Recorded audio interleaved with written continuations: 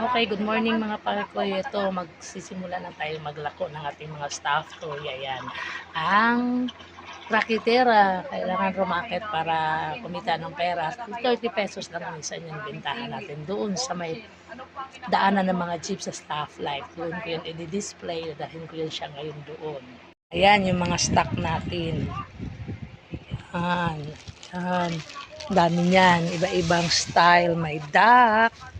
Yan. Mayroong seahorse. Anong tawag nito? Seahorse ba siya?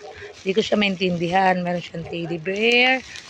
Meron din siyang mga M&M. Then, eto siya. Cute siya. O, ayan. Yan yung ilalako ko doon mamaya. Hindi kay mamaya. Ngayon na alis na ako. Nag-video lang para kumita. Ayan, yan sila. Ayan. Ito siya si cute. Ayan.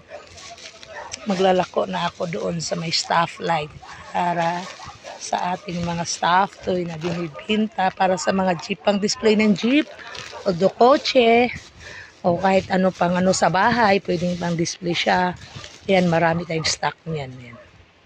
Yung sakong yan ng mga staff toy at saka yung ating screen doon na nakalagay yung mga display, bubuhatin ko na doon papunta sa may tulay para maglako na.